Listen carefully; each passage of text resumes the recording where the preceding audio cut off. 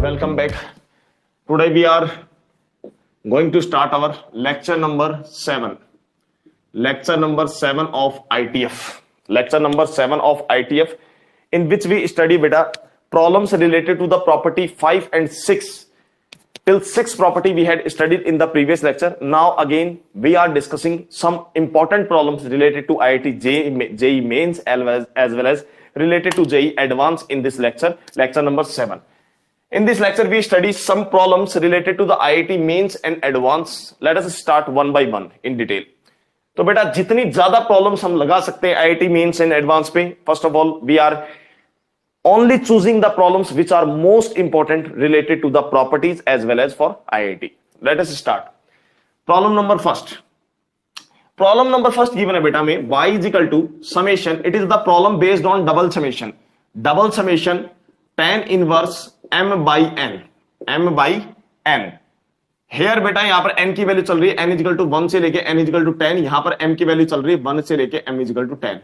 This is one of the most important problem I can say. This is mainly the beta problem related to the chapter sequence and series. Sequence and series. Problem यहां पर ITF में है, कोई problem नहीं है. Concept function यहां पर ITF में चल रहा है, वो मैटर नहीं करता बेटा. लेकिन प्रॉब्लम का जो कंसेप्ट है वो चल रहा है यहां पर डबल समेशन का. और डबल समेशन का कंसेप्ट हमने स्टडी किया था सीक्वेंस एंड सीरीज में. How to reopen the double summation, how to calculate the double summation questions we have already studied in the 11th class sequence and series. लेकिन चलिए those students who have not studied the concept of double summation, let us study now. तो सबसे पहले तो बेटा हम simple concept use कर रहे हैं. फर्स्ट को हम दो मेथड से यूज करेंगे बेटा. क्वेश्चन नंबर फर्स्ट को हम टोटल दो मेथड से देखेंगे. टोटल हमारे पास में दो मेथड है फर्स्ट क्वेश्चन को देखने के लिए. हमें जो भी अच्छा लगेगा, हम स्टूडेंट्स आप लोगों को जो भी अच्छा लगे you can apply that method only. तो फर्स्ट मेथड मैं आपको बता रहा हूं मैट्रिक्स मेथड टाइप, एक प्रकार से जो हमने स्टडी किया था 11th क्लास में. I am going to use that method right now. Direct expansion बेटा. तो डबल समेशन में देखें सबसे पहले तो बेटा जो समेशन है वो सिमेट्रिक है. Summation is symmetric. m की भी वैल्यू 1 से लेके 10 तक जा रही है, n की भी वैल्यू 1 से लेके 10 तक जा रही है. इट मींस m और n की value same, last from starting से लेके लास्ट तक बेटा सेम है. तो समेशन सिमेट्रिक है आपस में, दोनों समेशन आपस में सिमेट्रिक चल रहे हैं राइट. अब यहां पर फंक्शन चल रहा है तो बेटा हम डायरेक्टली क्या करते हैं, सबसे पहले इसको फर्स्ट ब्रैकेट को बंद कर देते हैं. यहां पर सबसे पहले हमने फर्स्ट ब्रैकेट को क्लोज कर दिया. इट मीन सबसे पहले बेटा जो समेशन लगेगा, यहां पर हम देखें सबसे पहले जो समेशन अप्लाई हो रहा है बेटा, वो समेशन किसके ऊपर अप्लाई हो रहा है, m के ऊपर अप्लाई हो रहा है. m इज इक्वल टू 1 से लेके 10 तक हम इस समेशन को क्या कर देंगे, ओपन कर देंगे. तो बेटा सबसे फर्स्ट मेथड हम डायरेक्ट मेथड यूज कर रहे हैं. मेथड फर्स्ट, यहां पर समेशन गिवन है n इज इक्वल टू 1 से लेके n इज इक्वल टू 10 तक, ब्रैकेट क्लोज. ये कर दिया मैंने ब्रैकेट क्लोज. यहां पर फाइनली सबसे पहले हमने फर्स्ट समेशन को ऑपरेट कर दिया as it is. First summation को हमने एज इट इज ऑपरेट कर दिया. तो बेटा m की वैल्यू हमें सब्स्टिट्यूट करनी है 1 से लेके 10 तक. यहां पर tan इनवर्स वाले फंक्शन में m की वैल्यू सबसे पहले हम सब्स्टिट्यूट करेंगे 1 से लेके 10 तक. तो जब हमने बेटा 1 सब्स्टिट्यूट किया तो हमारे पास में आंसर आया tan inverse 1 by n. 2 substitute करेंगे, m की वैल्यू अब 2 सब्स्टिट्यूट करेंगे तो आंसर आएगा tan इनवर्स 2 बाई n. फिर m की वैल्यू 3 सब्स्टिट्यूट करेंगे. nth से तो कोई मतलब ही नहीं है बेटा, क्योंकि हमने समेशन जो ऑपरेट किया वो m के ऊपर ऑपरेट किया है. n वाला समेशन तो अभी भी बाहर चल रहा है, ये देखिए चल रहा. हमने सिर्फ समेशन ऑपरेट किया m वाला, तो m की वैल्यू सब्स्टिट्यूट करेंगे और समेशन लगता जाएगा. तो when we have substituted value 1 2, now m की वैल्यू 3 सब्स्टिट्यूट करेंगे तो टर्म आएगी बेटा tan इनवर्स 3 बाई n. इसी तरह से dot dot dot final last and final value m की सब्स्टिट्यूट होगी बेटा 10. तो आंसर आएगा tan इनवर्स 10 बाई n. ये आ गई बेटा अपने पास में 10 m की वैल्यू हमने फाइनली सब्स्टिट्यूट कर दिए फ्रॉम 1 से लेके 10. तो हमारे पास में टोटल नंबर ऑफ 10 टर्म्स आ चुकी है. Now finally students first summation को जैसे हम ओपन करते हैं बेटा, स्मॉल क्लास में सीक्वेंस सीरीज में हमने स्टडी किया था, तो हमने फर्स्ट समेशन को वैसे ही डायरेक्टली रीओपन कर दिया है. इसमें कोई कंसेप्ट नहीं है. जैसे समेशन को ओपन किया जाता है, एक समेशन को ओपन कर दिया, एक समेशन अभी भी बाहर रखा हुआ है, कोई प्रॉब्लम नहीं है. अब फाइनली बेटा कंसेप्ट यहां से तुम लोगों को समझना है, यहां से अब फाइनली कंसेप्ट को अंडरस्टैंड करना है. अब हर टर्म में बेटा ये टोटल नंबर ऑफ 10 टर्म्स है. हर टर्म्स के अंदर टोटल 10 टर्म्स है और हर टर्म्स के अंदर बेटा n इन्वॉल्व है. n इन्वॉल्व है तो बेटा ये समेशन इस पे भी लगेगा, ये समेशन इस पे भी अप्लाई होगा, ये समेशन इस पे भी अप्लाई होगा, और फाइनल ये समेशन लास्ट टर्म के ऊपर भी अप्लाई होगा। वन थिंग, अब बेटा जब इसके ऊपर समेशन अप्लाई होगा तो हम देखते हैं क्या क्या टर्म्स आ रही है। देखिए सबसे पहले अब n की वैल्यू बेटा 1 पुट करने का समय आ गया। अब n की वैल्यू हमें सब्स्टिट्यूट करनी है 1 से लेके 10 तक, इस पूरे 10 टर्म्स के अंदर जो 10 टर्म्स हमें फोकस हो रही है, इन 10 टर्म्स के अंदर हमें n की वैल्यू सब्स्टिट्यूट करनी है 1 से लेके 10 तक।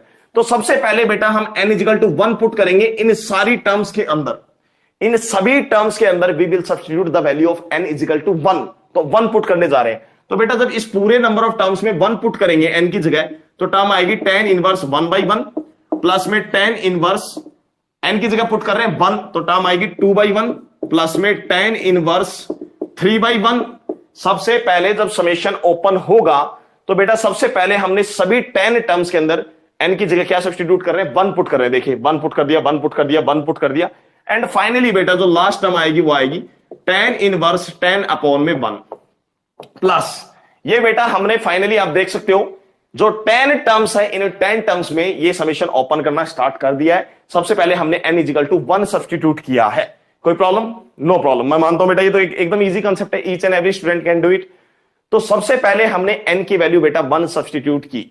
अब हम n की वैल्यू 2 सब्स्टिट्यूट करेंगे इन 10 टर्म्स में। तो जैसे आप बेटा n की जगह 2 पुट करेंगे तो देखिए टर्म क्या आ रही है, प्लस मैंने यहां पर ऑपरेट कर दिया है, टर्म्स आएगी हमारे पास में tan इनवर्स 1/2 प्लस में tan इनवर्स 2/2 प्लस में tan इनवर्स 3/2 प्लस में dot dot dot dot tan inverse 10/2 plus ये बेटा हमने इन 10 टर्म्स के अंदर इस बार n की वैल्यू क्या पुट कर दी, 2। अब आगे प्रोसीड करते जाएंगे। अब इसी तरीके से बेटा n की वैल्यू क्या पुट करेंगे, 3 पुट करेंगे।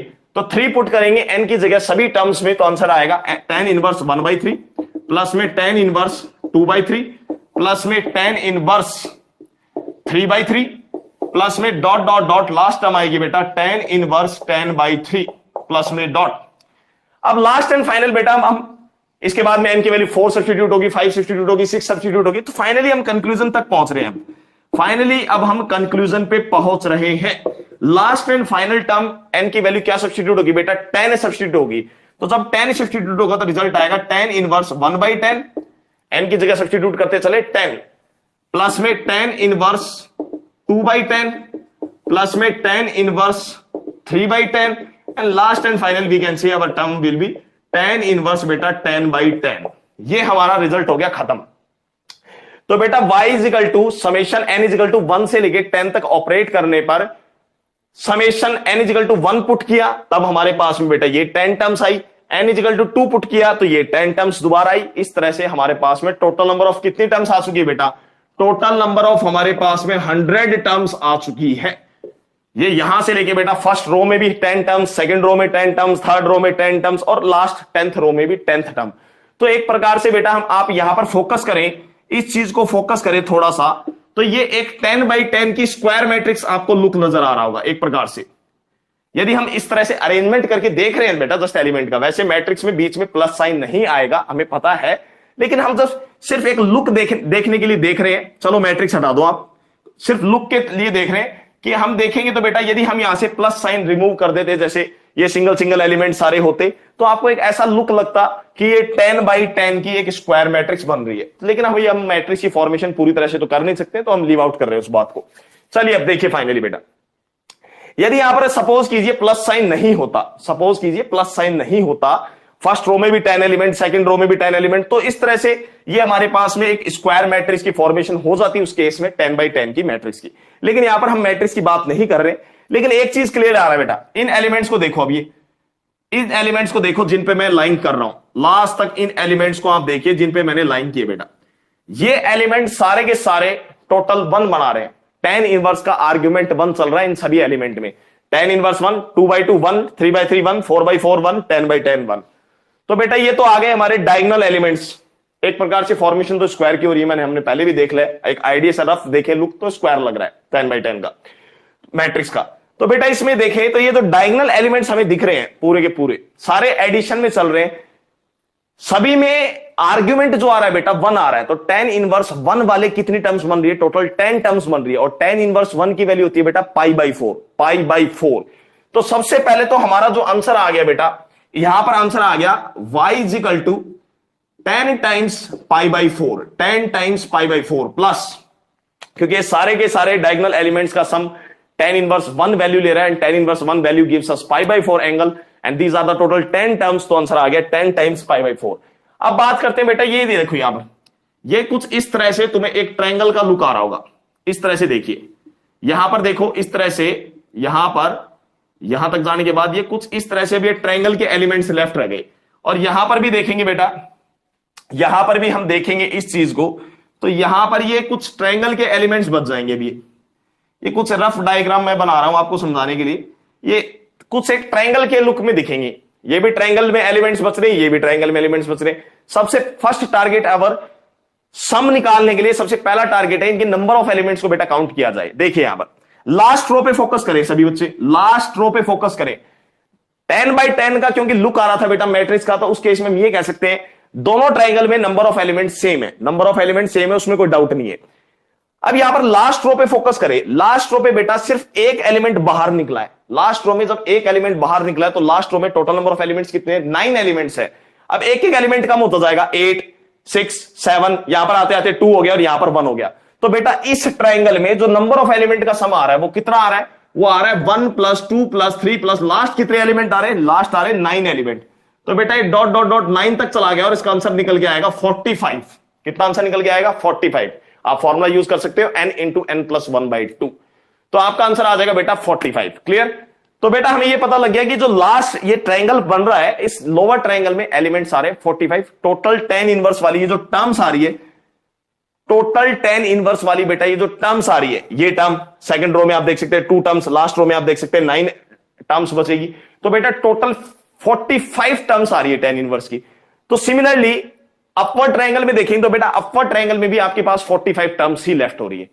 अब यहां पर एक सॉल्यूशन निकालने से पहले बेटा, फाइनल सॉल्यूशन निकालने से पहले y = 10 π/4 प्लस, फाइनल सॉल्यूशन निकालने से पहले मैं आपको एक कांसेप्ट बता रहा हूं, बोर्ड पे फोकस करना बेटा। इसमें कॉट इनवर्स सभी जानते हैं, for all x belongs to real number, this was the property of complementary angle which we had already discuss and we have seen the proof also. अब यहां पर फोकस करें बेटा, यहां पर एलिमेंट आ रहा है tan इनवर्स 1/2 और यहां पर एलिमेंट आ रहा है tan इनवर्स 2/1। तो बेटा इस एलिमेंट को tan इनवर्स 2/1 को क्या लिखा जा सकता है, cot इनवर्स 1/2 लिखा जा सकता है। इस एलिमेंट को लिखा जा सकता है cot इनवर्स 1/2, ग्रेटर देन 0 है तो बेटा आर्ग्यूमेंट रेसिप्रोकल में चला जाएगा। अब यहां पर क्लियरली देखें बेटा, तो tan इनवर्स 1/2 प्लस में cot इनवर्स 1/2, दोनों एलिमेंट्स का आर्ग्यूमेंट क्योंकि सेम हो गया बेटा, तो tan inverse 1/2 plus cot inverse 1/2 directly क्या बन जाएगा, π/2 बन जाएगा। अब आप आगे फोकस कीजिए बेटा, यहां पर आइए, यहां पर एलिमेंट आ रहा है tan इनवर्स 1/3 और यहां पर एलिमेंट आ रहा है tan इनवर्स 3/1। बेटा इस एलिमेंट को क्या लिख सकते हैं हम, cot इनवर्स 1/3 लिखा जा सकता है। तो फाइनली अभी दोबारा कंक्लूजन निकला बेटा कि tan इनवर्स 1/3 और ये cot इनवर्स 1/3 भी ऐड होकर क्या आंसर देगा, π/2। तो फाइनली कंक्लूजन ये निकल रहा है बेटा कि यहां पर 45 टर्म्स जो है और इस ट्रायंगल में जो 45 टर्म्स है, ये बेटा दोनों दो टर्म्स ऐड होके हर बार हमें क्या मिल रहा है, π/2 मिल रहा है। हम देख रहे हैं बेटा दो टर्म्स हर बार ऐड होके tan इनवर्स और एक इसमें, इसकी सारी टर्म्स tan इनवर्स में ऐड दो, इस ट्रायंगल की सारी टर्म्स को cot इनवर्स में कन्वर्ट कर दो। तो बेटा इन दोनों की टर्म्स का एडिशन होके बार बार दो टर्म्स का ऐड होके क्या मिल रहा है, π/2 आंसर मिल रहा है। तो फाइनली हमने देखा कि दो टर्म्स का ऐड होके आंसर मिल रहा है π/2। तो 45 टर्म्स इसमें थी, 45 टर्म्स इसमें थी, तो टोटल सम कितना आएगा, टोटल सम आएगा 45 टाइम्स π/2। तो एक्स्ट्रा सम आ गया 45 टर्म्स π/2। तो फाइनली बेटा अब इन दोनों आंसर्स का हम एडिशन करेंगे, तो फाइनली इन दोनों आंसर का एडिशन करने पे आंसर आएगा 25 π। तो ये था बेटा सबसे फर्स्ट रीजन इस क्वेश्चन का। सेकंड मेथड पे आते हैं without wasting the time now. ये इस क्वेश्चन का शॉर्टकट में, ये इस क्वेश्चन का बेटा सीक्वेंस एंड सीरीज के अकॉर्डिंग डबल समेशन का डायरेक्ट एक्सपेंड करके आंसर निकाल सकते हैं। लेकिन इस क्वेश्चन में ये मेथड एक बार आपने समझ लिया है डिटेल में कंसेप्ट, तो आप डायरेक्टली अप्लाई कर सकते हैं, इतनी कैलकुलेशन की रिक्वायरमेंट नहीं, आप डायरेक्टली समझ के पेपर में सीधा आंसर निकाल सकते हैं। चलिए अब सेकंड मेथड पे प्रोसीड करते हैं बेटा। Let us proceed to the second method now. Second method बेटा शॉर्टकट मेथड है, फोकस करना। सेकंड मेथड जो है वो शॉर्टकट मेथड है। ये लॉन्ग कट था बेटा। सेकंड मेथड हम इसी क्वेश्चन का प्रोसीड कर रहे हैं, shortcut method, method number second. Method number second देखिए, अब मेथड नंबर सेकंड को समझने के लिए आपको थोड़े कंसेप्ट को स्टडी करना पड़ेगा बेटा। यहां पर दोनों समेशन है, दो समेशन लगे हुए हैं और दोनों समेशन में टोटल नंबर ऑफ टर्म्स कितनी आ रही है, 10 10 आ रही है, फ्रॉम 1 to 10, फ्रॉम 1 to 10। और यहां पर m अपॉन n है, m अपॉन n लिखा हुआ है। तो बेटा यदि यहां पर m को n से रिप्लेस कर दिया जाए, इसमें आर्ग्यूमेंट में यदि यहां पर बेटा m को n से रिप्लेस कर दिया जाए तो कोई प्रॉब्लम नहीं होगी। यदि m को n से रिप्लेस कर दिया जाए, m की जगह n, तो सेकंड मेथड में हम करने जा रहे हैं replace m by n। m को n से रिप्लेस कर दो और n को m से रिप्लेस कर दो। ये एक जस्ट बेटा शॉर्टकट तरीका है, कंसेप्शनल प्रॉब्लम है, आपको इस कंसेप्ट को अंडरस्टैंड करना पड़ेगा। क्योंकि बेटा दोनों समेशन सिमेट्रिक है, 1 से लेके 10, 1 से लेके 10 तक जा रही है। आप m को n से रिप्लेस कर दो और n को m से रिप्लेस कर दो, और उसके बाद में बेटा आप डबल समेशन जब ऑपरेट करके इसको एक्सपेंड करेंगे तो आप देखेंगे टोटल नंबर ऑफ टर्म्स अभी भी आपकी 100 ही आएगी, और 100 टर्म्स जो आएगी बेटा वो वही 100 टर्म्स आएगी जो पहले हमने डायरेक्टली बिना रिप्लेसमेंट के निकाली थी।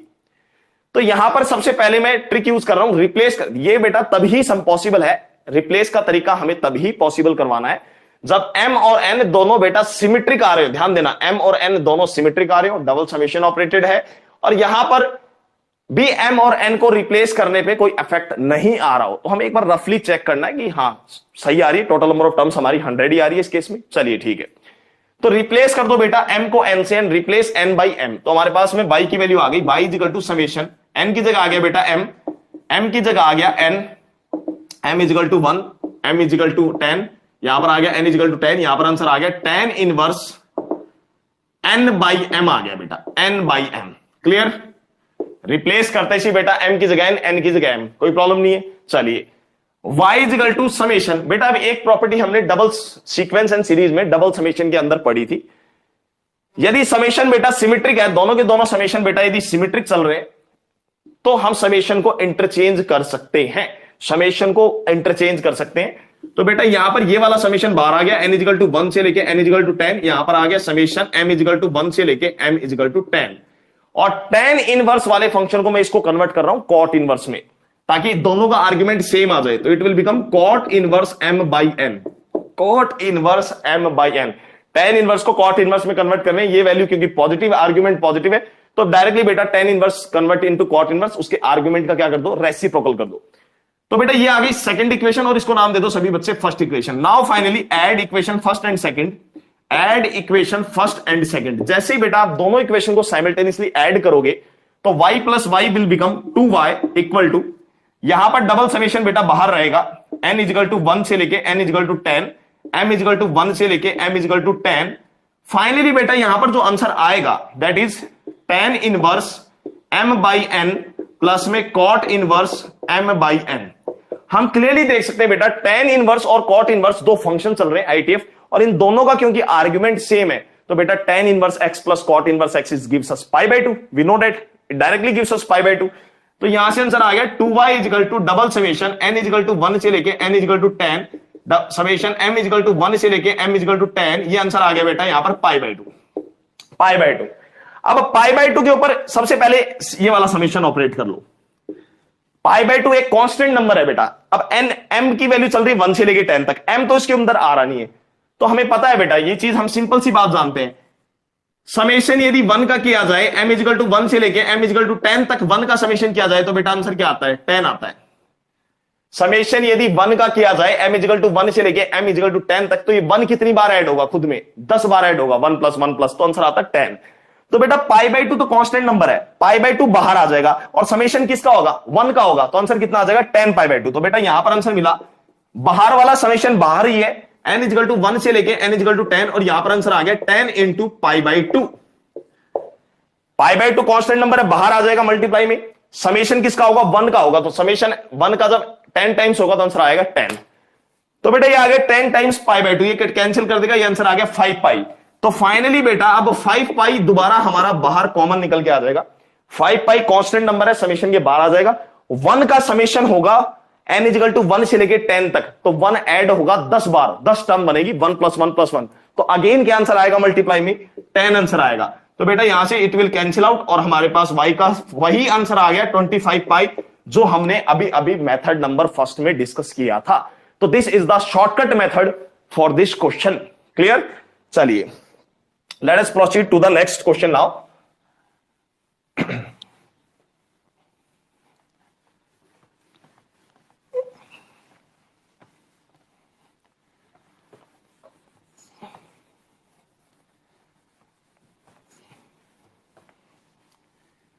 Let's have a look over the बेटा second question. Question number second भी आईआईटी जेई मेंस में बेटा पूछा गया, काफी इंपॉर्टेंट क्वेश्चन है। x माइनस x³ 4 प्लस में x⁴5/16 प्लस में dot dot dot bracket close plus में cot inverse x plus x² 2 plus x³ 4 plus में dot dot dot equal to में π/2। मोड x की वैल्यू गिवन है बेटा greater than 0। चलिए इसमें तो नहीं है, ये क्वेश्चन आ गया बेटा आपका। अब फाइनली मोड x की वैल्यू इसमें गिवन है बेटा greater than 0 but less then 2। ठीक है, कोई प्रॉब्लम नहीं है। अब एक कंडीशन पे नोटिस कीजिए बेटा, ये इक्वेशन देखने से कुछ रिजल्ट याद आ रहा है। tan इनवर्स और cot इनवर्स में सम π/2 आ रहा है। आर्ग्यूमेंट कुछ भी दे रखा है यहां पर, आर्ग्यूमेंट देखो देखने में अलग अलग दिख रहे, कोई डाउट नहीं है।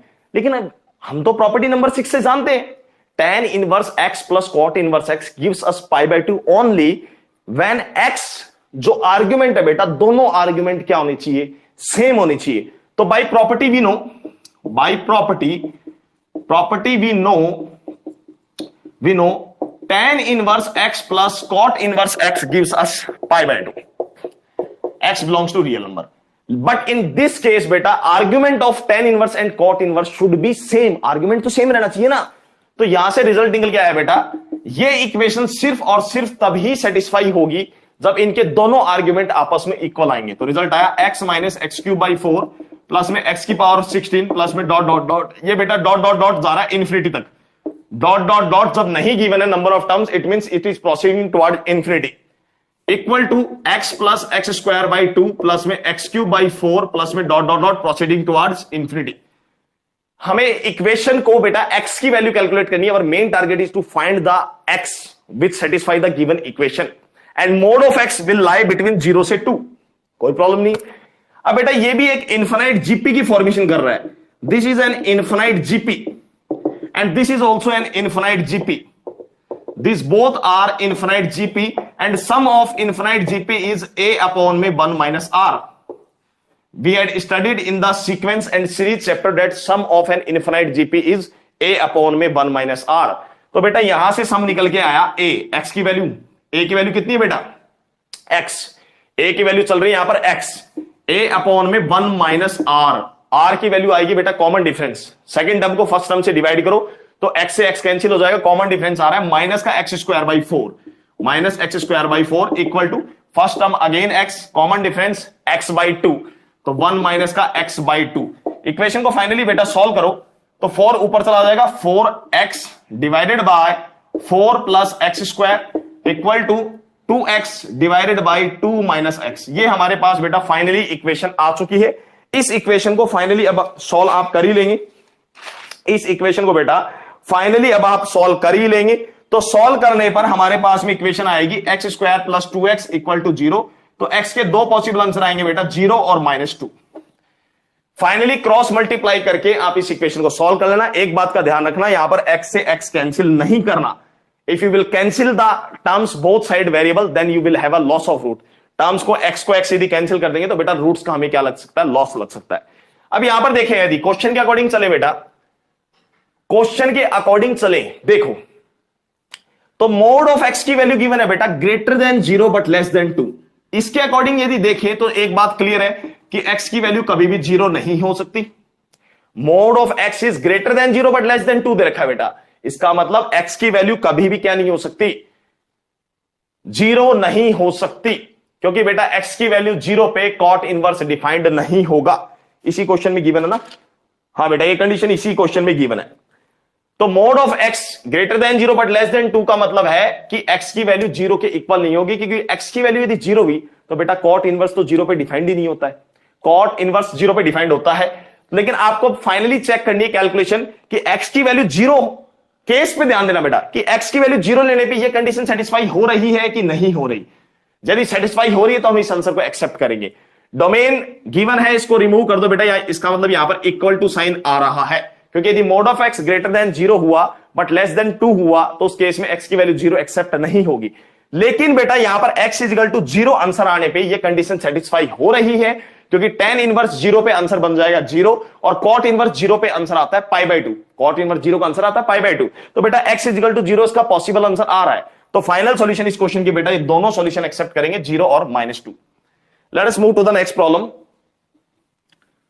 दोनों आंसर बेटा इसके पॉसिबल है, क्योंकि दोनों आंसर इसके सेटिस्फाई कर रहे हैं कंडीशन को। Let us move to the next problem. कभी भी बेटा इन क्वेश्चंस में एक बात का ध्यान रखना, इन क्वेश्चंस में एक प्रॉब्लम आती है, डेफिनेटली प्रॉब्लम आती है। मैं आपका डाउट दूर कर देता हूं पहले। लास्ट में फाइनल आंसर आने के बाद कई बार ऐसा होगा बेटा कि आंसर आपके रिजेक्ट हो जाएंगे। क्यों रिजेक्ट होंगे और क्यों एक्सेप्ट होंगे उसका रीजन आपको ऑलरेडी पता है। जैसे फॉर एग्जांपल 2 आंसर निकल के आए आपके, अब इन 2 आंसर में से आपने देखा 0 बिल्कुल सेटिस्फाई कर रहा है, सर नो डाउट, 0 पे तो कोई डाउट ही नहीं है, बिल्कुल सब सेटिस्फाई कर रहा है, तो आंसर होगा ही होगा। तो बेटा आपको कभी कोई डाउट हो तो आप पुट करके चेक कर ले रफ में कि सेटिस्फाई कर रहा है कि नहीं कर रहा। जब सेटिस्फाई कर रहा है तो 100% एक्सेप्टेड है, और जब सेटिस्फाई ही नहीं कर रहा तो 100% रिजेक्टेड है, ध्यान देना। नेक्स्ट क्वेश्चन पे बेटा हम प्रोसीड कर रहे हैं। चलिए let us have a look over the next question. बेटा नेक्स्ट क्वेश्चन गिवन है हमें, थर्ड क्वेश्चन, काफी छोटा क्वेश्चन है। थर्ड क्वेश्चन देखिए बोर्ड पे, question number 3, sine inverse sine 7π/6 equal to given है बेटा y। ये क्वेश्चन हम डिस्कस करेंगे प्रॉपर्टी नंबर 7 के अंदर, प्रॉपर्टी नंबर 7 के अंदर डिस्कस करेंगे, जब हमारा आईटीएफ फंक्शन इनवर्स फंक्शन बाहर है और ट्रिग्नोमेट्री फंक्शन अंदर है। यही बेटा हम प्रॉपर्टी डिस्कस करेंगे प्रॉपर्टी नंबर 7 के अंदर। लेकिन वो तब डिस्कशन करेंगे बेटा जब एंगल्स हार्ड दे रखे हो, एंगल्स हमें रेडियन में दे रखे हो। एंगल किस में दे रखे हो? रेडियन में दे रखे हो, 5 रेडियन, 6 रेडियन, 7 रेडियन, तो उसके लिए वो प्रॉपर्टी ज्यादा बेनिफिशियल होगी। यहां पर जब एंगल हमें पाई के अंदर दे रखा है, जब एंगल हमारा पाई के अंदर दे रखा है, तब हमें एंगल कैलकुलेट करने में, इस फंक्शन को सॉल्व करने में कोई प्रॉब्लम नहीं होगी। चलिए तो बेटा साइन इनवर्स है, एक बात मैं आपको बता देता हूं, ध्यान देना इस बात पे। साइन इनवर्स साइन थीटा का बेटा आप डायरेक्टली आंसर थीटा सिर्फ तभी लिख सकते हैं जब आपका थीटा प्रिंसिपल वैल्यू ब्रांच में लाई कर रहा है साइन इनवर्स की -π/2 से π/2 क्लोज इंटरवल में। तो अभी के लिए इन क्वेश्चंस को सॉल्व करने के लिए, क्वेश्चन नंबर 3 और क्वेश्चन नंबर 4 को बेटा सॉल्व करने के लिए अभी के लिए सिर्फ आप एक छोटा सा कंसेप्ट लर्न करें। वो कंसेप्ट ये है, प्रॉपर्टी नंबर 7 यही प्रॉपर्टी एक्सप्लेन करेगी आपको, लेकिन अभी के लिए आप कंसेप्ट को ये समझें कि साइन इनवर्स साइन थीटा बेटा थीटा के इक्वल सिर्फ डायरेक्टली आप तभी लिख सकते हैं जब आपका थीटा जो है वो गिवन साइन इनवर्स की प्रिंसिपल वैल्यू ब्रांच में लाई करेगा। यही डाटा आप इनके लिए रन रखें, कॉस इनवर्स के लिए, टेन इनवर्स टेन थीटा के लिए, कॉट इनवर्स कॉट थीटा के लिए। अभी के लिए सिर्फ इतना डाटा याद रखें कि ये डायरेक्ट रिजल्ट यानी हम इसको कैंसिल कर सकते हैं, यहां पर इसको कैंसिल कर सकते हैं। ये डायरेक्ट रिजल्ट सिर्फ हमें तभी देगा जब हमारा थीटा उनकी गिवन कंडीशन की प्रिंसिपल वैल्यू ब्रांच में लाई कर रहा है। तो 2 केस होंगे, या तो डायरेक्टली लाई कर रहा है, अब डायरेक्टली लाई नहीं कर रहा है तो बेटा हम उसको कन्वर्ट करेंगे, रिड्यूस करेंगे, ध्यान देना, कन्वर्ट करेंगे, उसको रिड्यूस करेंगे, उस फॉर्म में लेके आएंगे। चलिए इसको फॉर्म में लेके आते हैं। देखिए अब साइन इनवर्स बेटा साइन 6 का मल्टीपल देखो, 7π के आसपास में 6 का मल्टीपल देखो तो बन जाएगा बेटा, तो ये आ गया पाई प्लस π/6। इस तरह से हम इसको लिख सकते हैं, कोई प्रॉब्लम, इक्वल टू में y। यदि डायरेक्टली हमारा ये एंगल, जो भी एंगल गिवन है प्रिंसिपल वैल्यू ब्रांच में लाई नहीं कर रहा है आईटीएफ फंक्शन के में, तो हम इसको कन्वर्ट करेंगे, रिड्यूस करेंगे और फिर उसका आंसर कैलकुलेट करेंगे। तो बेटा finally sine inverse sine theta, यहां पर थीटा को हम इस तरह से कन्वर्ट कर सकते हैं, pi plus π/6। Now finally sine inverse बेटा sine pi plus theta is going in the third quadrant and in the third quadrant sine is negative, तो आंसर आएगा माइनस का sine π/6। And we know sine inverse minus का theta, sine inverse के case में बेटा sine inverse is an odd function, तो minus directly बाहर आ जाएगा, माइनस का साइन इनवर्स साइन π/6। अब ये आंसर बेटा हमारा डायरेक्टली माइनस का π/6 आ जाएगा। y की वैल्यू क्यों आ जाएगा? क्योंकि अभी अभी हमने डिस्कशन कर लिया है, साइन इनवर्स साइन थीटा बेटा थीटा के इक्वल डायरेक्टली आंसर कब देगा? जब हमारा थीटा प्रिंसिपल वैल्यू ब्रांच में लाई करेगा। तो आपने देखा बेटा, मैंने सबसे पहले इस एंगल को प्रिंसिपल वैल्यू ब्रांच के अंदर उस एंगल में रिड्यूस करवाया, उसके बाद उसका आंसर दिया। इट मींस कंप्लीट ट्रिग्नोमेट्री से भी हम डाटा को कैलकुलेट कर सकते हैं। बस रिमेंबर ये रखना है कि ये डेफिनेशन बेटा सिर्फ तभी सेटिस्फाई होगी जब हमारा given angle principal value branch में हम रिड्यूस करने में सक्सेस हो जाएंगे। चलिए let's have a look over the fourth question. Fourth question बेटा थर्ड क्वेश्चन पे ही डिपेंड है। फोर्थ क्वेश्चन आपका कंप्लीटली थर्ड क्वेश्चन पे डिपेंड है। देखिए साइन इनवर्स साइन, क्वेश्चन लिखा हुआ है 33 पाई बाई 7, 33 पाई बाई 7, और यहां पर आ रहा है बेटा क्वेश्चन प्लस में cos inverse cos 46 pi by 7 bracket close, plus में tan inverse tan 13 pi by 8, 13 pi by 8 bracket close, plus में लास्ट एंड फाइनल आ रहा है cot inverse cot 19 pi by 8 bracket close. हमें बेटा इसकी वैल्यू कैलकुलेट करनी है। हमारा मेन टारगेट है इस क्वेश्चन में इसकी वैल्यू कैलकुलेट करना, ये हमारा मेन टारगेट है बेटा। तो इस क्वेश्चन में इसकी वैल्यू कैलकुलेट करने के लिए सिर्फ मैं आपको कंसेप्ट बताऊंगा, फाइनल आंसर आप खुद कैलकुलेट करेंगे और कमेंट सेक्शन में मेंशन करेंगे यूट्यूब पे। मेरे लेक्चर में कमेंट सेक्शन जब आएगा यूट्यूब पे अपलोड होगा तो कमेंट सेक्शन में बेटा इसका आंसर आप खुद मेंशन करना डायरेक्टली। अब मैं आपको कैलकुलेशन करना बताता हूं। देखिए इसको सबसे पहले बेटा स्टार्टिंग करते हैं। साइन इनवर्स साइन, आसपास का मल्टीपल सोचने लग जाओ फटाफट। 33 पाए तो 33 को जब 7 से डिवाइड किया तो 33 के आसपास का मल्टीपल देख लो। 7 4 जा 28 आ रहा है और उधर 35 आ रहा है। इधर आ रहा है बेटा 7 4 जा 28 और उधर आ रहा है 7 5 जा 35। तो कौन पास में आ रहा है? 7 का मल्टीपल देखो ना, डिवाइड जिससे करना है। पास में कौन आ रहा है? 35 पास में आ रहा है। तो इसका मतलब हम इसको लिखेंगे 5 पाई माइनस का 7 5 जा 35 में से कितना माइनस करना है बेटा? 2 पाई माइनस करना है। देखो लिख दिया भाई। ये चीज तो आपने ट्रिग्नोमेट्री में काफी सीखी है, लेकिन बस इतना ध्यान रखना पास का मल्टीपल आना चाहिए। तो देखिए 7 5 जा 35, 35 माइनस 2 पाई 33, कोई प्रॉब्लम नहीं है। चलिए आगे चलते हैं। कॉस इनवर्स कॉस, सिमिलरली बेटा यहां पर सोचने लग जाओ। 46 को 7 से डिवाइड हो रहा है, पाई को एक बार छोड़ दो, आप 46 पे फोकस करो। 46 को 7 से डिवाइड किया जा रहा है तो 7 5 जा 35 आया था, 7 6 जा तो आ रहा है 42, 7 6 जा 42 और उधर आ रहा है बेटा 49, 7 7 जा 49। तो क्या करोगे इसके अंदर? 6 का कंसेप्ट यूज करोगे या क्या करोगे इसके अंदर? क्या कर सकते हो? ये डिवाइड किया गया बेटा 7 से ही डिवाइड किया गया। हाँ 7 से ही डिवाइड किया गया। तो बेटा आप यहां पर आ रहा है 7 6 जा 42, 7 6 जा 42, 42 से लेकिन आगे जा रहा है, काफी आगे जा रहा है बेटा। 42 में आप जब 4 ऐड करोगे तब 46 आएगा और 7 7 जा 49 आ रहा है। तो 49 में से 3 माइनस कर दोगे तो 46 आ जाएगा। तो पास में कौन आ रहा है? 7 ठीक रहेगा। तो फाइनली पास वाला मल्टीपल सेलेक्ट करो। 7 7 जा 49 यानी 7 पाई माइनस करना पड़ेगा आपको 3 पाई बाई 7। देखिए अब 7 7 जा 49, 49 में से बेटा आप 3 पाई माइनस करेंगे तो 49 में से आप 3 माइनस करोगे तो कितना आ जाएगा? 46। ठीक है, पास वाला मल्टीपल सेलेक्ट करना है, बस ये ध्यान दो। नेक्स्ट इसको ब्रैकेट में क्लोज कर दो बेटा। प्लस में फाइनली आ रहा है, देखिए आगे चलते हैं, यहां पर आ जाते हैं। प्लस में चल रहा है बेटा tan इनवर्स tan। थोड़ा स्पीड में लेते हैं क्वेश्चन को क्योंकि इजी है, आपको कैलकुलेशन समझ में आ गई। 13 आ रहा है बेटा, तो 13 में क्या आ रहा है? 8 1 जा 8 ले सकते हैं। 13 को डिवाइड करेंगे तो 8 1 जा 8, लेकिन 13 तो बहुत दूर रह जाएगा। तो 8 2 जा 16 सही रहेगा क्योंकि 16 से 13 तक पहुंचना आसान नहीं रहेगा। तो 8 2 जा 16 यानी 2 पाई माइनस का 16 में से कितना माइनस करोगे बेटा? 3 माइनस करोगे तो ये आ जाएगा 3 पाई बाई 8। देखिए 8 2 जा 16, 16 में से 3 जाएगा तो 13 पाई बाई 8 आ जाएगा। Next last and final cot inverse cot, angle को ब्रैकेट में डाल देना, बस ये ध्यान देना बेटा, एंगल को ब्रैकेट में डाल देना। 19 पाई बाई 8 दोबारा बेटा, 8 3 जा 24 बहुत आगे चला जाएगा, 8 का मल्टीपल 24 आगे चला जाएगा। 8 2 जा 16 ही सही है, तो यह आ जाएगा 2 पाई प्लस में 3 पाई बाई 8, 8 2 जा 16, 16 में 3 ऐड करोगे तो 19 पाई बाई 8।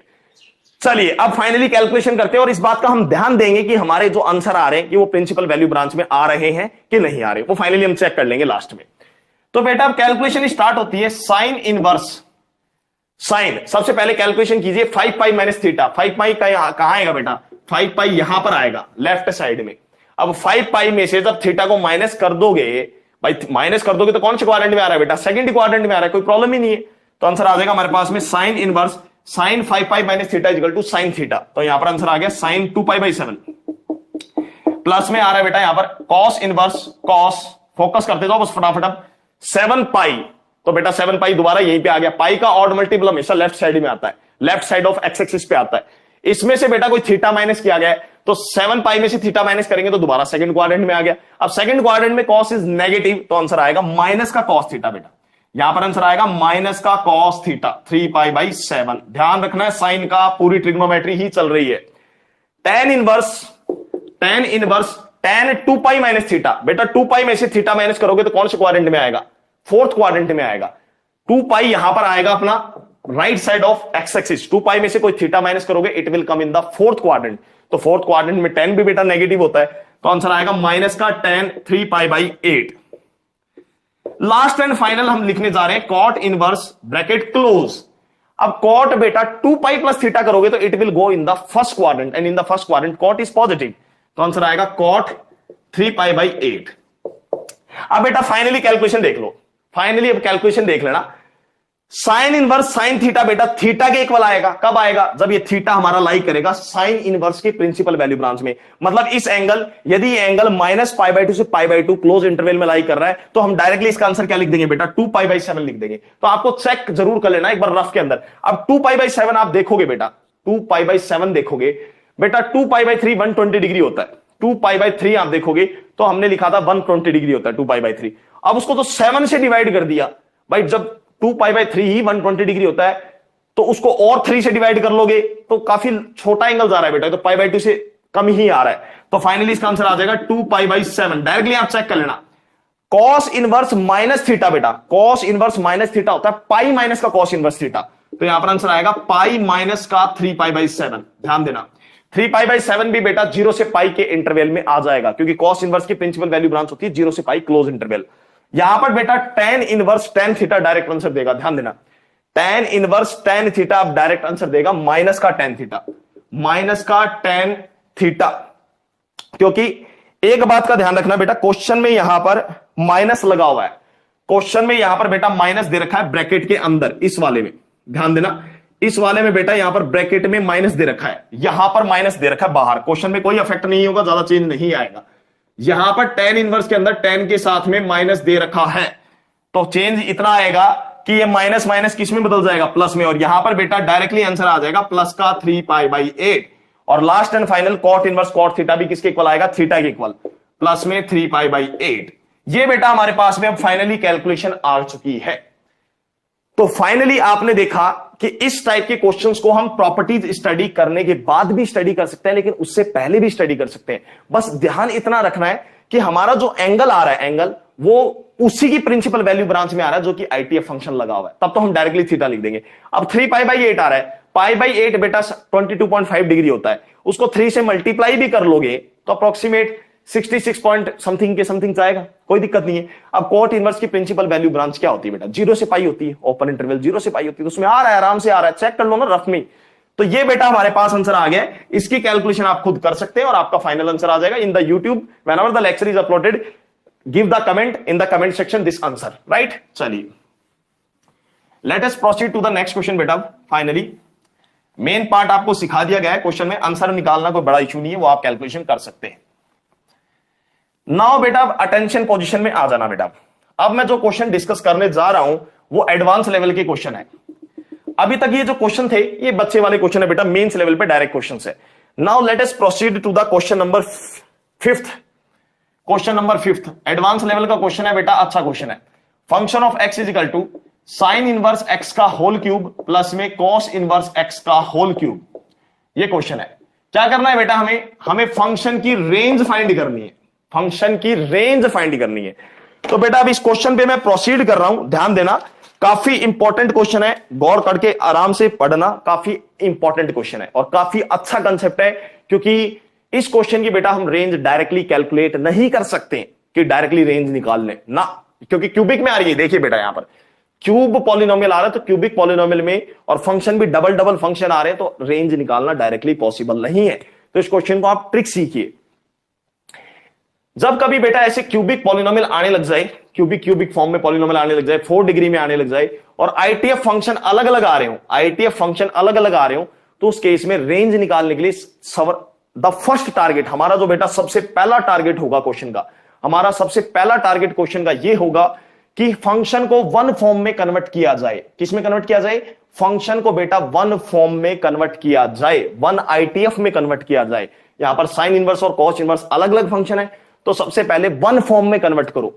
तो बेटा वन फॉर्म में कन्वर्ट करने के लिए अब देखो ऐसे इक्वेशन बोलने में दिक्कत आती है, साइन इनवर्स कॉस इनवर्स, इससे बढ़िया ये है कि वन फॉर्म में तो हम कन्वर्ट कर देंगे। At the place of cos inverse x we will substitute π/2 minus sine inverse x, π/2 minus का sine inverse x, one form में आ गया क्वेश्चन। अब हमारा कॉस इनवर्स एक्स को हम सब्स्टिट्यूट कर देंगे π/2 minus sine inverse x, because sine inverse and cos inverse x are complementary to each other, right. तो बेटा यहां पर कॉस इनवर्स एक्स की जगह तो ये रिप्लेस कर देंगे, लेकिन अभी भी थोड़ा बोलने में प्रॉब्लम आ रही है इक्वेशन में। तो एक काम करो बेटा, साइन इनवर्स एक्स को कुछ एज्यूम कर लो, let sine inverse x is equal to कोई भी अल्फाबेट एज्यूम कर लो, ए एज्यूम कर लो, बी एज्यूम कर लो, सी एज्यूम कर लो, कुछ भी मान लो। तो साइन इनवर्स एक्स को हम कोई अल्फाबेट एज्यूम कर लेते हैं ए, ठीक है। तो अब देखो बेटा इक्वेशन क्या आ गया, आपका फंक्शन देखो किस फॉर्म में आ गया, ए का क्यूब प्लस में at the place of cos inverse x we had replaced in terms of sine inverse, तो ये आंसर आ गया π/2 माइनस साइन इनवर्स एक्स को हमने एज्यूम किया है ए, तो π/2 माइनस ए का होल क्यूब। अब देखिए बोलने में कितनी आसानी लग रही है इक्वेशन। अब ये पूरा फंक्शन किस में आ गया बेटा, ए के अंदर आ गया, एक्स से रिप्लेस हो गया फंक्शन किस में आ गया, ए के अंदर आ गया। अब बोलने में कितनी अच्छी लग रही है इक्वेशन, ए में ए क्यूब आईटीएफ फंक्शन सारे रिमूव कर दिए हमने। तो इस तरह से बेटा ये क्वेश्चन हमारा जो है वो रिड्यूसिबल फॉर्म का क्वेश्चन है। कौन सी फॉर्म का है, रिड्यूसिबल फॉर्म का क्वेश्चन है। रिड्यूसिबल फॉर्म क्वेश्चन को हम पहले रिड्यूस करेंगे सिंपलेस्ट फॉर्म में, and after that we will calculate range of the given function. तो कुछ क्वेश्चंस ऐसे होते हैं जिसमें डायरेक्टली हम रेंज नहीं निकाल सकते। कोई ऐसा इनसाइड आउटसाइड मेथड, इसमें आउटसाइड मेथड नजर नहीं आ रहा है कि हम डायरेक्टली रेंज निकाल दें, नो। अब इसको बेटा सॉल्व करते हैं, तो फंक्शन ऑफ ए का आंसर आता है ए क्यूब। आइडेंटिटी ओपन करते हैं, a minus b the whole cube that is a cube minus b cube minus 3a का square 3a square b, a cube minus b cube minus 3a square b plus 3ab square plus 3 into a into b का square. ये बेटा हमारे पास में आ गया। अब देखो बेटा यहां से बेनिफिट ये मिला, क्यूब वाली टर्म कैंसिल हो गई। सबसे बेस्ट जो बेनिफिट मिला, सबसे बड़ा जो हमें बेनिफिट मिला, वो बेनिफिट ये मिला, रिप्लेसमेंट करने के बाद, अल्फाबेट एज्यूम करने के बाद जो पॉलिनोमियल या फिर जो भी इक्वेशन हमारी क्यूब में नजर आ रही थी, वो इक्वेशन बेटा क्वाड्रेटिक में रिड्यूस हो गई ए के अंदर। ए के अंदर अब हमारी क्वाड्रेटिक इक्वेशन बनने जा रही है, जो कि मैं बोर्ड पे लिखने जा रहा हूं, ध्यान देना बेटा। ए में क्वाड्रेटिक इक्वेशन बनने जा रही है 3/2a square minus 3 square by 4a plus में π3/8। देखो इस इक्वेशन को, कितनी बढ़िया इक्वेशन है बेटा। इस इक्वेशन को गौर करो सभी बच्चे, कितना बढ़िया हेल्प मिलेगी हमें। Given equation has been reducible form of quadratic. Given equation बेटा क्वाड्रेटिक के अंदर रिड्यूस हो गई, और एक बार कोई इक्वेशन क्वाड्रेटिक में रिड्यूस हो जाए तब तो कोई प्रॉब्लम ही नहीं है बेटा, सॉल्यूशन ही हो गया क्वेश्चन का। क्योंकि क्वाड्रेटिक इक्वेशन में हमारी चैप्टर में काफी अच्छी कमांड होती है 11th क्लास से, और किसी भी क्वाड्रेटिक इक्वेशन की रेंज निकालना तो कोई प्रॉब्लम ही नहीं है, ग्राफ से हम सेकंडों में रेंज निकालते हैं। लेकिन एक बात का ध्यान रखना बेटा, अब ये क्वेश्चन हमारा क्वाड्रेटिक इक्वेशन में कन्वर्ट हो चुका है ए के अंदर, और ये क्वेश्चन को मैं एडवांस लेवल पे रखता हूं बेटा। अच्छा क्वेश्चन है, मेन से तो ऊपर ही रखूंगा इसको मैं कैटेगरी में। जब हमारा क्वेश्चन बेटा ए के अंदर कन्वर्ट हो गया, हमारा फंक्शन ए में कन्वर्ट हो गया है, क्वाड्रेटिक इक्वेशन में कन्वर्ट हो गया है, अब हम इसकी रेंज फाइंड करेंगे, मिनिमम वैल्यू और मैक्सिमम वैल्यू। तो रेंज आ जाएगी अपने आप, क्योंकि फंक्शन क्या है, कंटिन्यूस है। जब फंक्शन किसी क्लोज इंटरवल में कंटिन्यूस हो बेटा, तो उसकी रेंज निकालने का सबसे बेस्ट तरीका है कि उसकी मिनिमम वैल्यू कैलकुलेट कर लो, मैक्सिमम कैलकुलेट कर लो, उसको बाउंड कर दो मिनिमम से मैक्सिमम के अंदर, रेंज आ जाएगी फंक्शन की। तो सबसे बेस्ट तरीका भी ये है बेटा, यहां पर ए देखो, ए किसके अंदर बाउंड है, -π/2 से π/2 क्लोज इंटरवल में ए बेचारा बाउंड है बेटा। क्यों बाउंड है ए? क्योंकि साइन इनवर्स एक्स को हमने एज्यूम किया है बेटा ए कौन है, ए पे फोकस करो, ए पे फोकस करना जरूरी है, क्योंकि ग्राफ जो बनेगा बेटा वो वेरिएबल ए के अकॉर्डिंग ही बनेगा, पैराबोला जो अपवर्ड पैराबोला बनेगा। लेकिन हमें जो पैराबोला बनाएंगे बेटा, ए का जो ग्राफ बनाएंगे अपवर्ड पैराबोला, वो उसी इंटरवल में बात करनी है जिस इंटरवल में ए का बाउंड कर रखा है। साइन इनवर्स एक्स का आंसर ए है, इसका मतलब ए जो वेरिएबल ए जो चल रहा है वो -π/2 से π/2 वैल्यूज ले सकता है, और हम इस क्वाड्रेटिक इक्वेशन का ग्राफ भी बेटा इसी इंटरवल में देखेंगे। इससे बाहर बिल्कुल भी हमें डिस्कशन ही नहीं करना। क्या करना है इसके बाहर डिस्कशन करके? तो फाइनली बेटा सबसे पहले मैं आपको बता देता हूं, आप सबसे पहले इसका वर्टेक्स कैलकुलेट करो। इसका ग्राफ बनाने के लिए, किसी भी अपवर्ड पैराबोला का आप ग्राफ कैलकुलेट करने के लिए वर्टेक्स देख लो कि वर्टेक्स कहां पर आ रहा है। तो बेटा इसका जो वर्टेक्स आएगा इसका जो वर्टेक्स आएगा, किसी भी पैराबोला का वर्टेक्स होता है बेटा माइनस का b अपॉन 2a, तो माइनस का b करोगे तो बेटा प्लस हो जाएगा 3π² divided by 2a, 2 into a की वैल्यू आ रही है 3π/2, तो यहां से 2 से 2 कट गया, 3 से 3 कैंसिल हो गया बेटा, पाई से पाई कैंसिल हो गया, तो वर्टेक्स हमारा निकल के आ गया π/4, वर्टेक्स निकल के आ गया π/4। एक बात और, क्वाड्रेटिक इक्वेशन का ग्राफ बनाने से पहले सबसे पहले यह भी एनालिसिस करना जरूरी है कि उसका डिस्क्रिमिनेंट क्या आ रहा है, उसके रूट्स का नेचर क्या है। तो बेटा जब आप इसका डी कैलकुलेट करोगे डिस्क्रिमिनेंट, तो मैं आपको डायरेक्टली बता रहा हूं इसके डिस्क्रिमिनेंट की वैल्यू आ जाएगी बेटा माइनस का 3π/4 माइनस 3π/4 डिवाइडेड बाय 16, मतलब इसका डिस्क्रिमिनेंट आप कैलकुलेट जब भी करेंगे तो लेस देन 0 आएगा, आप खुद कैलकुलेट कर सकते हैं, आपको डायरेक्टली दिख भी रहा होगा बेटा, b का स्क्वायर ये पॉजिटिव है, फिर माइनस 4ac करोगे तो नेगेटिव 4ac वाली जो टर्म आ रही है वो काफी बड़ी जा रही है बेटा, आपको क्लियरली दिख रहा है। तो उस केस में जो आपका d निकल के आएगा, d की वैल्यू निकल के आएगी माइनस 3π/4 की पावर 16, ये वैल्यू आएगी minus 3π/4 divided by 16 which is less than 0। तो d की वैल्यू आप खुद कैलकुलेट कर सकते हैं, क्योंकि इसका डिस्क्रिमिनेंट लेस देन 0 आ रहा है। तो बेटा एक बात श्योर है कि इसका जो ग्राफ बनेगा अपवर्ड पैराबोला वो एक्स एक्सिस को टच तो करेगा नहीं कभी भी, अपवर्ड अपवर्ड रहेगा। अब देखते हैं बेटा इसका ग्राफ, अब फाइनली इसका ग्राफ देखने का समय आ गया। देखिए इसका ग्राफ, ये आ गया बेटा हमारे पास में सीन, यहां पर चल रहा है बेटा माइनस π/2, यहां पर आ रहा है π/2, क्योंकि हमें जो ग्राफ का एनालिसिस करना है, ग्राफ का एनालिसिस माइनस π/2 से π/2 के अंदर करना है। यहां पर बेटा एक पॉइंट आ रहा है π/4 45 डिग्री, आपको पता है 45 डिग्री इस पैराबोला का वर्टेक्स है बेटा, 45 डिग्री इस पैराबोला का वर्टेक्स, वर्टेक्स का मतलब है उसकी जो टिप है, टिप अपवर्ड पैराबोला की जो टिप है वो π/4 पे आएगी और अपवर्ड आएगी। अब बेटा क्योंकि इसका डिस्क्रिमिनेंट लेस देन 0 आ रहा है तो कॉमन सेंस है पैराबोला टच तो करेगा नहीं, तो अपवर्ड पैराबोला बनेगा तो इसका वर्टेक्स यहां पर आएगा बेटा, चोंच इसकी पैराबोला की यहां पर आएगी। अब देखिए ग्राफ कैसे बनेगा वो देखिए, ये कुछ इस तरह से ग्राफ बनेगा बेटा पैराबोला का। अब यहां से बेटा एनालिसिस करें तो पैराबोला का ग्राफ हमें कितना कितना चाहिए, देखिए यहां से लेकर माइनस π/2 से लेकर सिर्फ π/2 की बात करनी है, तो हमें बेटा इतना इतना ग्राफ का डिस्कशन करना है, ये ग्राफ का डिस्कशन करना है बस। ये इस क्वाड्रेटिक इक्वेशन का ग्राफ मैंने प्लॉट कर दिया है बिटवीन द इंटरवल माइनस π/2 से π/2, हमें इस इंटरवल में डिस्कशन करना है, इसके बाहर का हमें कोई मतलब नहीं है। तो बेटा अब यहां से इस ग्राफ को थोड़ा सा क्रिएटिव विजुअलाइज कीजिए आप। इस ग्राफ की माइनस π/2 से π/2 के अंदर मिनिमम वैल्यू किस पे मिल रही है, π/4 पॉइंट पे मिल रही है, इस ग्राफ की मिनिमम वैल्यू किस पे मिल रही है, π/4 पे मिनिमम वैल्यू एग्जिस्ट कर रही है, क्योंकि इसकी जो टिप है वो डाउनवर्ड में आ रही है, क्लियर। तो इसकी मिनिमम वैल्यू आ रही है π/4 पे। अब मैक्सिमम देखो यार, मैक्सिमम यार π/4 के पॉइंट π/2 तो पास में आ रहा है, तो आप देख रहे हो π/2 पे तो यहां तक की वैल्यू आ रही है। ग्राफ यदि प्रॉपर ग्राफ देखो तो देखो माइनस π/2 पे बेटा कितनी अपवर्ड वैल्यू आ रही है, इसका मतलब यह हुआ बेटा कि π/4 पे फंक्शन की मिनिमम वैल्यू मिलेगी और माइनस π/2 पे फंक्शन की क्या मिलेगी, मैक्सिमम वैल्यू मिलेगी। और फंक्शन क्योंकि कंटिन्यूस है तो फंक्शन की रेंज निकालने के लिए हम सिर्फ दो वैल्यू कैलकुलेट करेंगे, मिनिमम निकालेंगे, मैक्सिमम निकालेंगे, और इसकी रेंज जो है बाउंड कर देंगे मिनिमम से लेकर मैक्सिमम के अंदर। तो बेटा फाइनली अब मैं कंक्लूजन निकाल रहा हूं, कंक्लूजन आ रहा है y की मैक्सिमम वैल्यू आ रही है at a equal to, y की मैक्सिमम वैल्यू निकल के आ रही है a इक्वल टू माइनस π/2 पे, और y की बेटा मिनिमम वैल्यू निकल के आएगी एट a इक्वल टू π/4 पे। ये बात कंक्लूजन हो चुकी है हमारी। अब यहां पर देखो बेटा, हमें जो आंसर निकालना है वो रेंज निकालनी है, और रेंज निकालने के लिए हमें x की वैल्यू चाहिए बेटा। भाई जब x की वैल्यू पुट करेंगे तब भी आंसर आ जाएगा, या यहां से आंसर निकाल सकते हो आप। चलिए तो बेटा जब a की वैल्यू माइनस π/2 तो x की वैल्यू क्या आएगी, देख लो यहां से। जब a की वैल्यू आप माइनस π/2 सब्स्टिट्यूट करेंगे बेटा, यहां पर जब a की वैल्यू माइनस π/2 सब्स्टिट्यूट करेंगे तो x की वैल्यू क्या आएगी, -1 आएगी। इसे यहां से आंसर आ गया x इक्वल टू -1। a की वैल्यू जब यहां पर आप π/4 सब्स्टिट्यूट करेंगे तो बेटा sin π/4 की वैल्यू आ जाएगी 1/√2, तो यहां से x का आंसर आ गया 1/√2।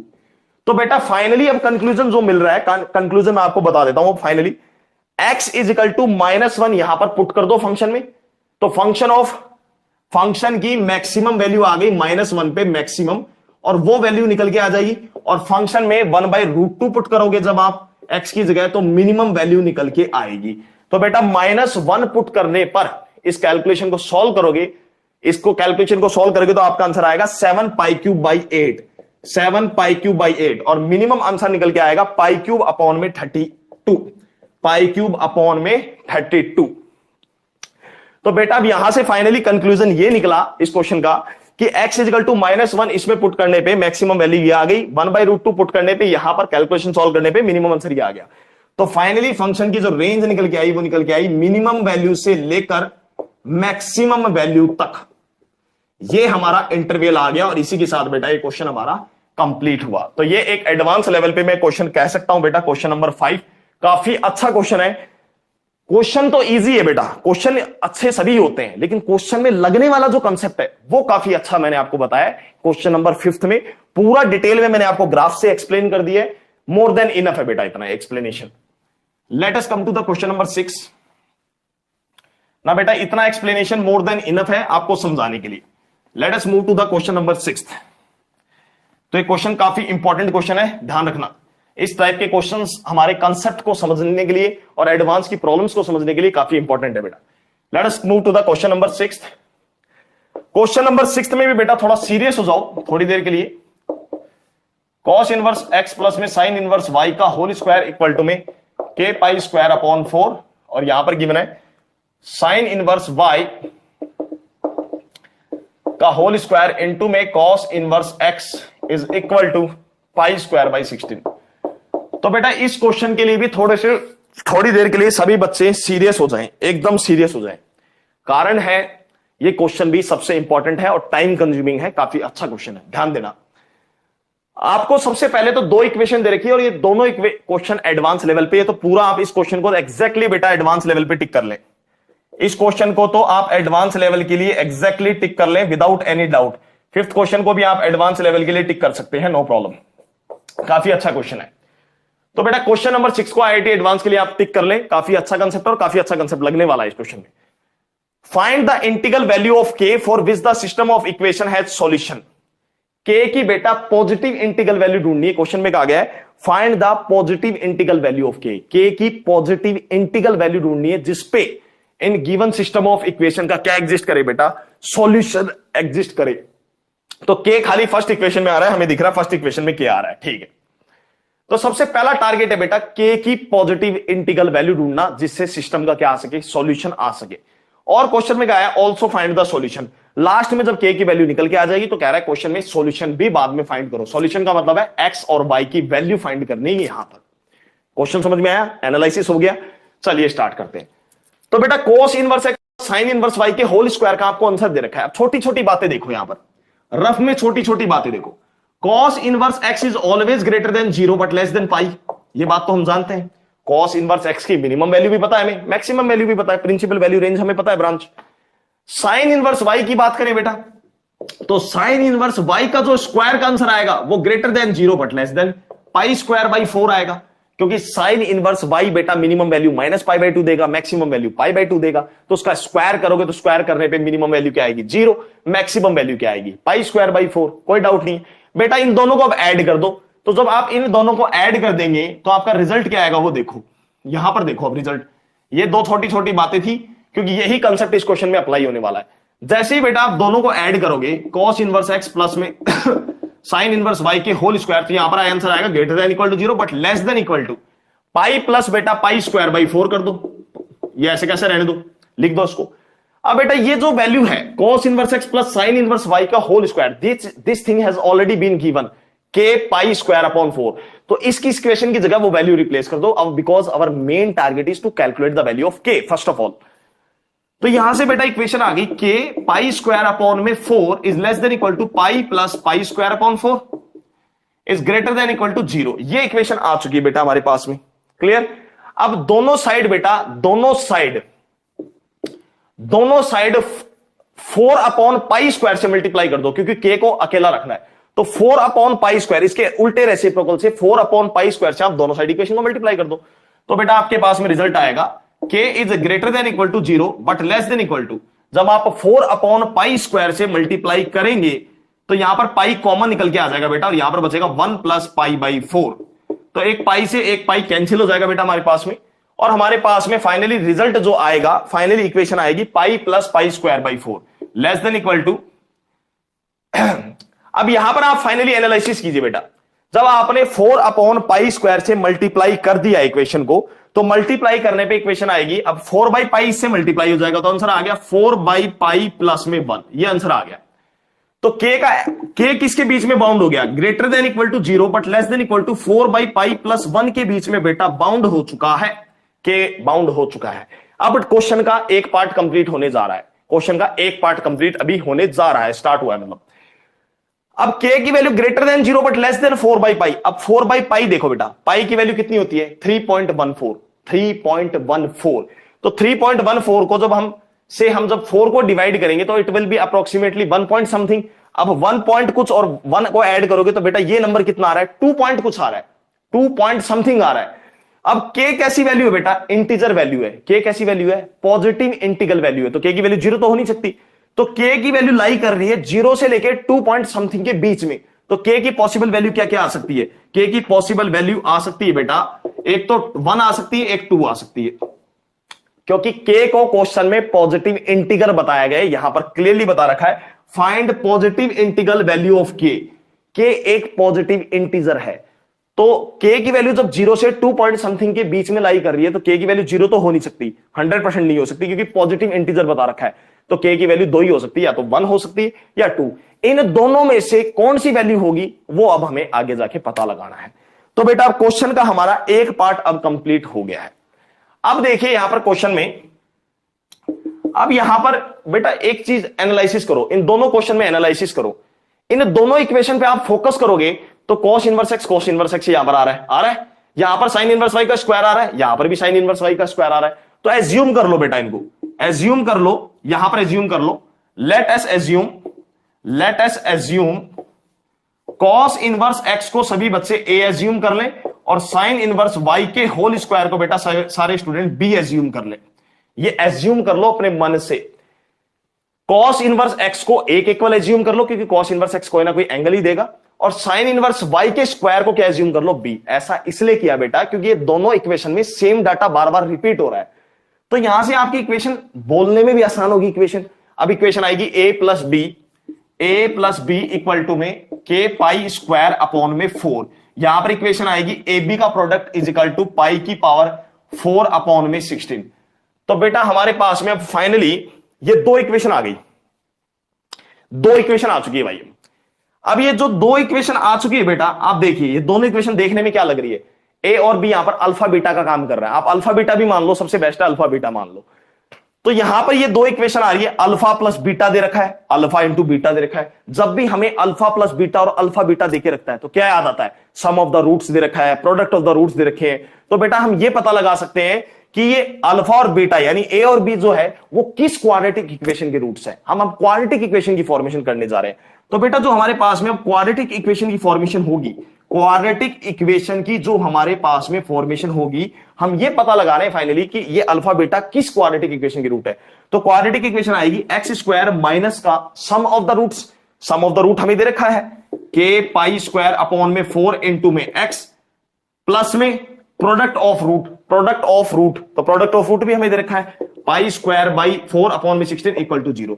तो हमने जब हमें सम ऑफ द रूट और product of the roots given है then we can easily form the quadratic equation, जो हमने 10th क्लास में स्टडी की थी, x square minus sum of the roots plus में प्रोडक्ट ऑफ द रूट्स। तो बेटा ये हमारे पास में फाइनली अब क्वाड्रेटिक इक्वेशन बन चुकी है। अब ये जब क्वाड्रेटिक इक्वेशन बन चुकी है बेटा, तो यहां पर एक बात तो कंफर्म है, जब रूट्स का सम भी निकल रहा है, रूट्स का प्रोडक्ट भी निकल रहा है, तो इसका मतलब इस क्वाड्रेटिक इक्वेशन में बेटा जो x है वो तो रियल नंबर है, 100% रियल नंबर है, क्योंकि इसके जो रूट्स, भाई जब रूट्स का सम और प्रोडक्ट एग्जिस्ट कर रहा है तो यहां से एक बात कंफर्म है कि रूट्स इमेजिनरी तो नहीं आ सकते। तो इस क्वाड्रेटिक इक्वेशन का इसका मतलब ये कंफर्म हो गया कि जो रूट्स है x वो रियल नंबर है। और जब किसी क्वाड्रेटिक इक्वेशन के रूट्स रियल नंबर है तो वहां से कंफर्म हो गया कि इसका जो डिस्क्रिमिनेंट d आएगा वो ग्रेटर देन इक्वल टू 0 आएगा 100%। तो इसका डिस्क्रिमिनेंट को बेटा जैसे हम greater than equal to 0 put करेंगे तो हमारे पास एक इक्वेशन निकल के आ जाएगी। किसमें आएगी इक्वेशन, के में निकल के आएगी बेटा, के के अंदर एक इक्वेशन निकल के आएगी। अब मैं फाइनली आपके लिए लिख रहा हूं, फाइनली कैलकुलेशन करने पे बेटा जो हमारे पास इक्वेशन निकल के आएगी के में, वो इक्वेशन निकल के आएगी K square minus 4 is greater than equal to 0। इसको सॉल्व कर लेना सभी बच्चे, तो इक्वेशन आएगी बेटा K minus 2 into K plus 2 is greater than equal to 0। जैसे ही बेटा आप इसका नंबर लाइन प्लॉट करेंगे तो आएगा -2, यहां पर आएगा +2, तो आंसर आएगा -2 से लेकर इधर तक, और यहां पर आंसर आएगा बेटा 2 से लेकर यहां तक, प्लस माइनस प्लस। हमें वो इंटरवल सेलेक्ट करने हैं जिसमें के की वैल्यू सब्स्टिट्यूट करने पे आंसर पॉजिटिव आ रहा है। तो साइन स्कीम मेथड से हमारा इंटरवल आ रहा है -∞ से -2 और 2 से लेके बेटा इंफिनिटी। लेकिन अब एक प्रॉब्लम आ गई, प्रॉब्लम ये आ गई बेटा कि k की वैल्यू माइनस इन्फिनिटी से -2 में नहीं जा सकती। ये इंटरवल रिजेक्ट कर दिया डायरेक्टली। क्यों रिजेक्ट कर दिया? क्योंकि क्वेश्चन में कहा गया कि k is a positive integral number, तो नेगेटिव तो हो ही नहीं सकता। अब k की वैल्यू 2 से इन्फिनिटी में आ रही है, तो बेटा k की वैल्यू 2 से इन्फिनिटी में भी नहीं जा सकती, क्योंकि अभी अभी क्वेश्चन में हमने बाउंड किया था ऊपर कि k की वैल्यू पॉजिटिव इंटीजर आ रही है, वो भी सिर्फ 2 ही वैल्यू आ सकती है, 1 और 2। हमने देखा था इस इनइक्वालिटी से, हमने जब सॉल्व किया था, ये इसी के सॉल्यूशन आए थे, तो हमने देखा k की सिर्फ 2 पॉसिबल वैल्यू आ सकती है, 1 और 2। तो बेटा 1 हो नहीं सकता, क्योंकि k की वैल्यू 1 होगी तो ये d ग्रेटर देन 0 नहीं आएगा, d की वैल्यू ग्रेटर देन 0 नहीं आएगी। तो इन दोनों का इंटरसेक्शन करने पे फाइनल डिसीजन निकला बेटा कि k की वैल्यू 100% क्या आएगी? 2 आएगी। तो यहां पर बेटा फाइनली क्वेश्चन का हमारा एक पार्ट कंप्लीट हो गया है। k की फाइनल वैल्यू क्या निकल के आएगी? 2 निकल के आएगी। क्वेश्चन का एक पार्ट कंप्लीट हो गया है। अब हमें फाइनली सॉल्यूशन फाइंड करने। क्या फाइंड करने बेटा? सॉल्यूशन। तो जो एक्स्ट्रा क्वेश्चन है उसको मैं रब कर रहा हूं बेटा, जिसकी मुझे रिक्वायरमेंट नहीं है, उस क्वेश्चन को अब मैं रब कर रहा हूं। फाइनली अब k की वैल्यू हमारे पास में 2 निकल के आ चुकी है। ये हमारा कंक्लूजन है अभी तक के क्वेश्चन का। क्वेश्चन का बेटा एक पार्ट कंप्लीट हो गया है। जब k की वैल्यू 2 निकल के आ गई तो यहां पर 2 पुट करो ना बेटा, तो सम ऑफ द रूट कितना निकल के आ गया? पाई स्क्वायर बाई 2, और प्रोडक्ट ऑफ द रूट कितना दे रखा है? पाई स्क्वायर बाई पाई की पावर 4/16। तो बेटा जब k की वैल्यू 2 निकल के आ गई, हमने पुट कर दी। अब product of the root ab का रूट दे रखा है पाई की पावर 4/16। फाइनली बेटा आप इन दोनों इक्वेशन को जैसे ही सॉल्व करोगे आपस में, दोनों को सॉल्व करोगे आपस में, तो a एंड b की वैल्यू निकल के आएगी। a equal to b equal to pi square by 4, pi square by 4। जैसे अब साइमल्टेनियसली a और b की इन दोनों इक्वेशंस को आप सॉल्व आउट करेंगे तो आपकी a और b की वैल्यू निकल के आएगी पाई स्क्वायर बाई 4। यहां तक अब हमें क्वेश्चन में कोई प्रॉब्लम नहीं होनी चाहिए। अब बेटा समय आ गया x और y की वैल्यू निकालने का। जब a की वैल्यू आ गई तो a को क्या माना था हमने? क्या एज्यूम किया था बेटा? a को हमने एज्यूम किया था, a को ऊपर एज्यूम किया था क्वेश्चन में cos इनवर्स x। तो a की वैल्यू आ गई पाई square by 4, pi square by 4। तो यहां से बेटा आपके पास में x का आंसर निकल के आ गया cos पाई स्क्वायर बाई 4। इसको ऐसे कैसा लीव कर दो। हमने बेटा b को एज्यूम किया था साइन इनवर्स y के होल स्क्वायर के बराबर। b को ये एज्यूम किया था हमने, साइन इनवर्स y के होल स्क्वायर के बराबर एज्यूम किया था बेटा, ठीक है।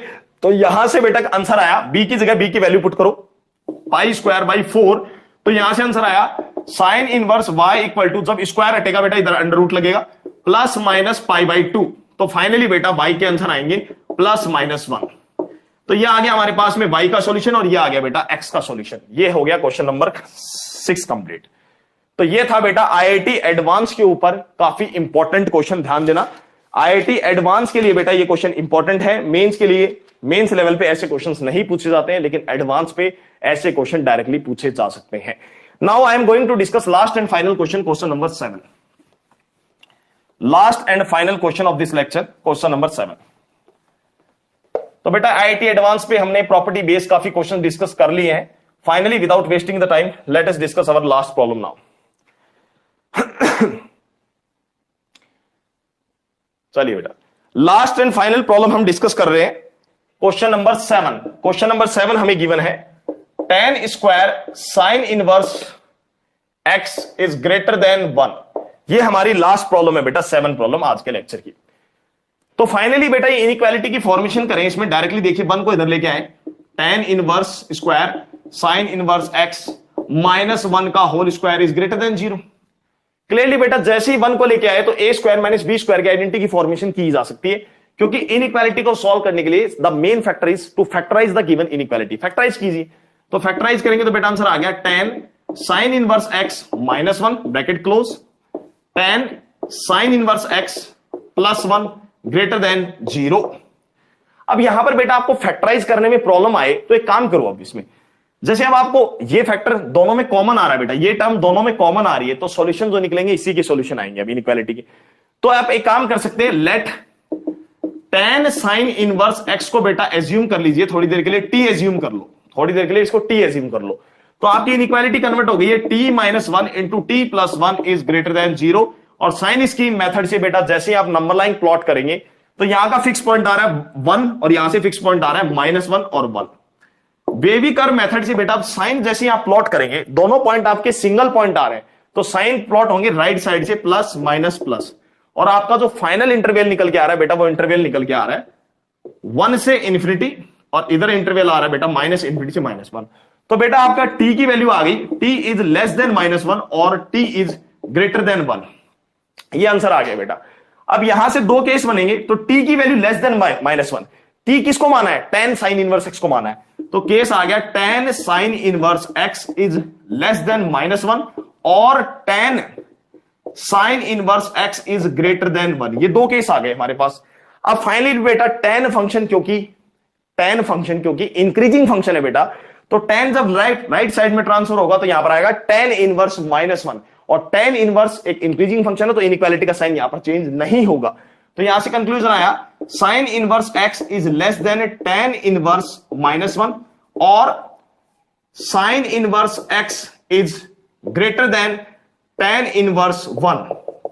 तो बेटा यहां से भी अब tan इनवर्स जब लेफ्ट साइड में ट्रांसफर होगा तो it will become tan inverse -1, और यहां पर भी इनइक्वालिटी का साइन चेंज नहीं होगा because tan function is also an increasing function. तो यहां से कंक्लूजन आया sin inverse x is less then tan inverse -1 की वैल्यू होती है बेटा -π/4, और sin inverse x is greater then tan inverse 1 की वैल्यू होती है π/4। अब फाइनली बेटा x का इंटरवल फाइंड करने के लिए हमें sin इनवर्स x फंक्शन को बाउंड करना पड़ेगा, बिकॉज sin इनवर्स x -π/4 से तो छोटा दे रखा है, लेकिन -π/4 से छोटा देने का मतलब ये नहीं कि -∞ तक चला जाएगा। तो sin इनवर्स x की बेटा मिनिमम वैल्यू लास्ट क्या आ सकती है, -π/2 आ सकती है, इसलिए हमने इसको बाउंड कर दिया। सिमिलरली बेटा sin इनवर्स x π/4 से तो बड़ा चल रहा है, लेकिन π/4 से बड़ा ऐसा तो है नहीं कि +∞ तक चला जाएगा, तो sin इनवर्स x की मैक्सिमम वैल्यू क्या आती है, +π/2। तो हमने इसको इंटरवल को बाउंड कर दिया ताकि इनइक्वालिटी के प्रॉपर सॉल्यूशन निकल के आ सके। तो बेटा sin इनवर्स को फाइनली हम दोनों साइड रिप्लेस करने sin फंक्शन से, since sin inverse is an increasing function, तो बेटा sin इनवर्स जब रिमूव होगा इधर जाके sin -π/2 sin -π/4, तो इनइक्वालिटी के साइन चेंज नहीं होंगे। तो फाइनली आंसर आ रहा है x is less than sin -π/4 greater than equal to sin -π/2, और का मतलब यूनियन, यहां पर x की वैल्यू आएगी less than equal to sin π/2, यहां पर आंसर आएगा ग्रेटर देन sin π/4। तो बेटा हमारे पास फाइनली आंसर जो आ रहे हैं वो आंसर आ रहे हैं x इज लेस देन -1/√2 से लेकर ग्रेटर देन इक्वल टू -1, ये पहला interval, union x is greater then 1/√2 से लेकर 1 तक, ये दूसरा इंटरवल। ये बेटा हमारा इनइक्वालिटी का फाइनल सॉल्यूशन आएगा, नोट डाउन करें सभी बच्चे। तो ये बेटा हमारे पास में इनइक्वालिटी का क्या आ गया है, फाइनल सॉल्यूशन आ गया है, और इसी के साथ हमारी 7th प्रॉब्लम भी अब कंप्लीट हो गई है। तो आई होप स्टूडेंट्स आपको प्रॉपर्टी पे 5, 6, 4th प्रॉपर्टी पे सभी पे अच्छे से क्वेश्चन डिटेल में अंडरस्टैंड हुए होंगे। काफी अच्छी प्रॉब्लम हमने डिस्कस की, सिलेक्टेड प्रॉब्लम हाई लेवल पे, and I hope you all are enjoying the lectures. Okay students, thanks for watching my lecture, we will meet in the next lecture.